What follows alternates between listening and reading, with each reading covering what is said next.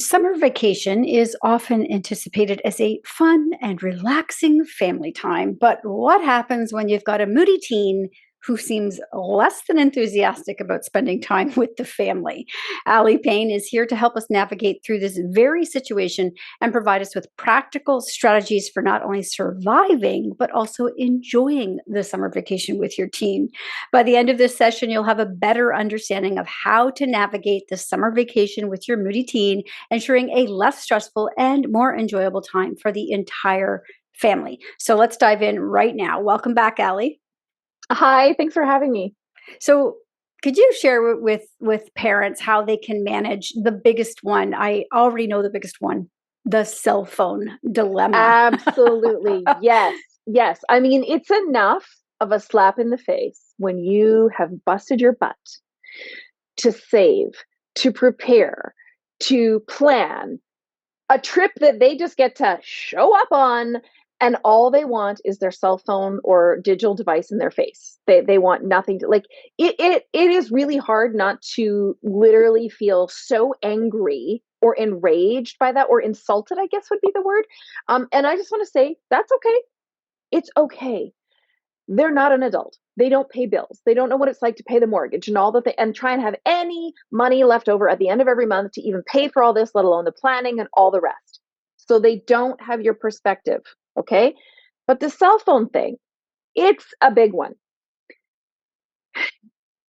This I hear from parents so many times that they're like, well, we're just going to not allow the technology and we're just going to, I'm like, but is that really going to create what you want? I don't actually think so. I don't think it is. It is not your teenager's fault that they're growing up in a digital era. It's not their fault. It is what it is. However, I think what works better is creating reasonable agreements. Now, when I say reasonable agreements, I don't necessarily mean they only get their phones for an hour every night. That is not going to feel reasonable to your teenager. No matter how much you've paid for this vacation. Um, I think it's reasonable to say to your teen, these are going to be tech free times. Don't tell them when they get their technology. That can seem really condescending, and you're going to get a lot of pushback and defensiveness from that. But if instead you say, okay, we're going on vacation, and I'm sorry, but your teenager wants to connect with their friends or boyfriend, girlfriend, like romantic partner, whatever, more than they want to be with you. And that is also a natural part of the adolescent brain. So saying to them, we're having this special dinner at this time. On this day, we're going to do this activity. If you can negotiate certain tech-free times, they are a lot more likely to participate in those begrudgingly. However, especially when they do it, you say to them, "Thank you for doing that. I imagine that was hard, or it might have been frustrating for you. I appreciate it." Just a little comment, okay?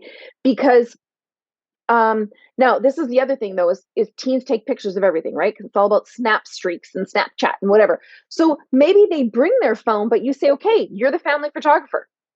Are you okay with that? Like, can you please make sure you get a couple of these and these shots? Because I'm not bringing my phone. So now you're encouraging them to bring their phone, but you're not encouraging them to be on it all the time. And there's also ways that you can say, we're not going to use cell service. Like if you're out of the country, right? You've got to be on airplane mode because we can't afford to, or we're not going to do that whole plan. You can only use it when you're on Wi-Fi. So that encourages them to take pictures, but they're not really connecting with. So we got to work with this, not against it. Oh, and I got to tell you, I tried to work against it for so long. I mean, I'm going to do everything the hard way. That is basically what I'm going to do. I got to tell you, it doesn't work. And because I'll tell you why, because a phone is so much more than Yes. just a phone. I mean, Yes. I could take their phone and say, okay, no phone. And I'm like, go listen to music. Well, that's on their phone. Right. Go play a game, also on their phone. Go Yes. do this, also on their phone. Set an Yes. alarm for the morning, also on their phone. So you Right. can't separate. It's so intertwined Yeah. that Yeah. you just simply can't take away that device anymore. It's not like years ago where they would have like a Game Boy or something and you would remove that.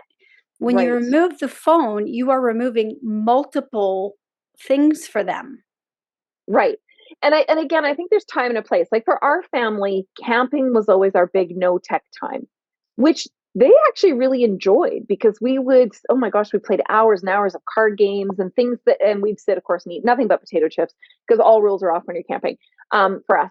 And they would go on camping, we would say, because we'd go to campsites where there wasn't power, we'd say, when your phone dies, it dies.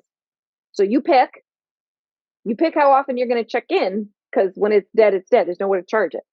Um, and when it was larger vacations, yeah, I'm going to tell you, I did what you did. I tried. I felt so insulted.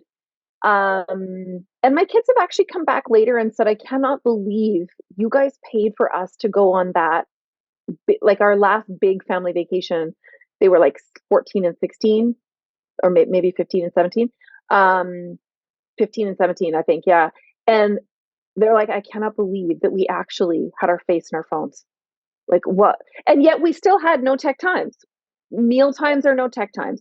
That particular one we did snorkeling. Okay, well, you're underwater. But one of them was the GoPro kid. So he took the most amazing videos. But we just have to make it a balance of they want to be connected. Their vacation is all about their friends. It's not about you.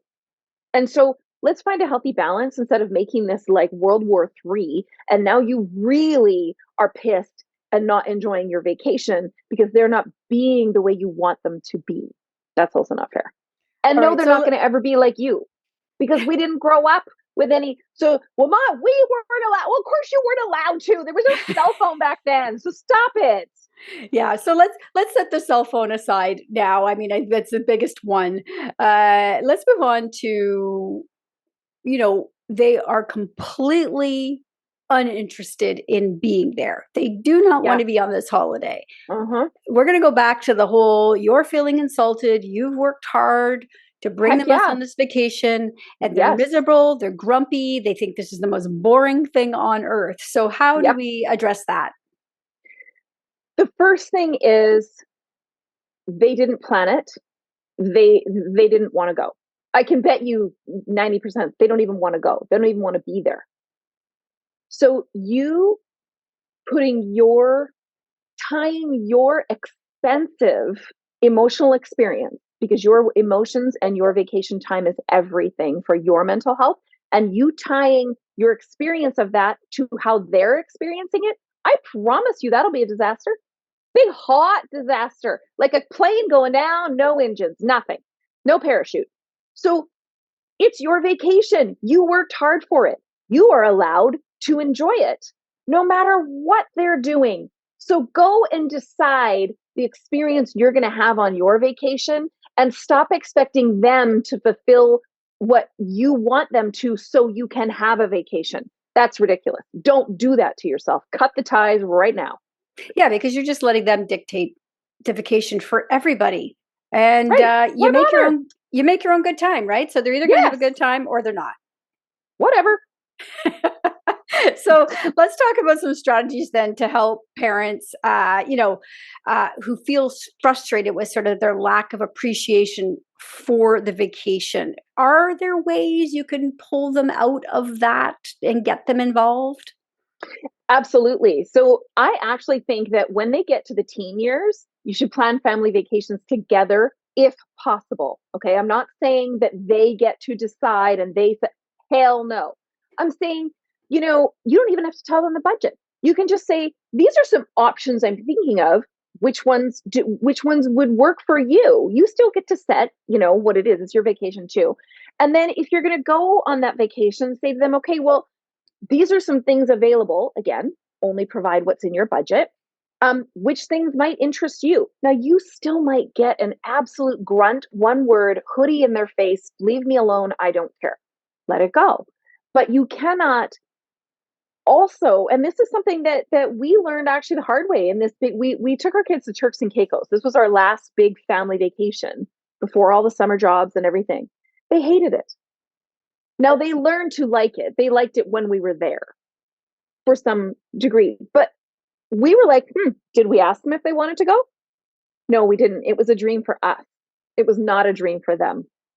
And so we were like, okay, well, we're going to make the most of this. But so I think that if you can include your kids as much as possible, because the reality is this whole pressure to like make the most of your time, you've only got 18 years, this whole BS, it gets to where you are perhaps overcompensating to give them these magical memories that you did or did not have, in a way that they're not interested. So why not have vacations that may be smaller, for your budget, retire earlier, when it's something that they are interested in, but you are also, we're not saying cater to them, and then do your big vacations without them when they don't care anyway. Like, stop trying to mix them together. So I would say include your teen as much as possible. I would say manage expectations again. Um, if they're invested in hating their vacation, for heaven's sakes, let them be right. Just let them be so right about that, because you're going to go be right about what an amazing time you're going to have. Remember? And if you catch your teen having fun, please, please, please do not do the I told you so. Don't do the I told you it would be fun. Don't do the well, you see, or if you just took your phone out of your face, no, because you're on your vacation. So they're doing whatever they're being, however they're going to be, and you're on your vacation. So you need to let that go. Finding the balance, like I said, between technology time and also, although teens use a lot less words, get curious about their experience. What are they enjoying? And that only happens when we use less words and just ask open-ended questions. You know, what are you enjoying? I mean, maybe when they get there, all of a sudden they go, and they look up a few times. You go, we still have some options for these next few days. Is there something that you want to? But don't do it in a way that's like, well, I told you. No, no, no, no, no, no. And also, I do want to say one last thing, Candice, is that sometimes it is better to leave your teen at home. And I know that that is a very slippery slope. And yes, of course, it needs to be in a way where they are safe and they are, there are some checks and balances 100% of the time. But I am saying this for free, is that I know how hard you work, and vacations have become more expensive than ever, and your mental health is more important than ever. And sometimes this whole you have 18 summers to get it perfect, you might have 15 is actually the reality with summer jobs or summer sports, etc. So just be open to that. As hard as that might be, it might be the best choice for everyone. Yeah, gosh, I really hate that whole narrative of you only have 18 years. Oh, it's You so know, terrible. it's It's a terrible. terrible pressure we put on And parents it's to, false. yeah, because you're again, we've had this conversation before. Your kids don't, become adults and you never see them again. I just went on a vacation with my parents, you know, Right? so it's not And over. there's never a time where they want greater autonomy based again on the physiology of their brains is between around 15 to 19-ish. So why are you forcing them to come on your hard-earned vacation? Again, sometimes there isn't a safe option, and I appreciate that. But I think we just need to be open and to the fact it's your vacation. You need this time away. How can you include them if possible? And if they're not attending, how can you make that safe so that you both can like come together at the end and be like, okay, that was hard, but that was a good choice. Yeah, and we didn't really plan to talk about this last question, but I have one for you, and it's really Okay. about that autonomy piece again, because we Yeah. often go away on holidays and teens meet other teens, Oh, or yes. and they want to go out on their own, and Yeah. you could be in a foreign country, or you could be somewhere where you're not familiar with surroundings. So how do we give them autonomy safely? Oh, that's a good point, because that can be a very sketchy and dangerous situation for sure. I think in all inclusives, it's probably a little bit better because there's like the compound per se, right? And so they meet other teens, they can see them in the pool.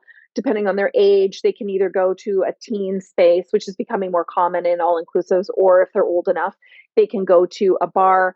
I think it would be really important at that time. So all inclusives have Wi-Fi, is like to make sure that their find your phone or location thing is kind of on, and there's a bit more checking in. Um, During the day, it's like, you know what? Let me know where you're at like a couple times a day. Give me an idea of where you're going to be. I think if it's off resort or you're in like an Airbnb and they want to go to a club or something, I think That's, you want to look up things like TripAdvisor, which is always very honest, right? What's the safety of this? How are you getting there and back?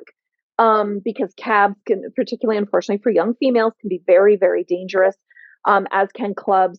Like you've got it. What we talk about instead is what's the emergency plan? What's the plan, which teens are terrible at. But if you're going to do this, then I need a plan. And again, I might need to track your phone, and or it might need to be a night where we were going to go out anyway.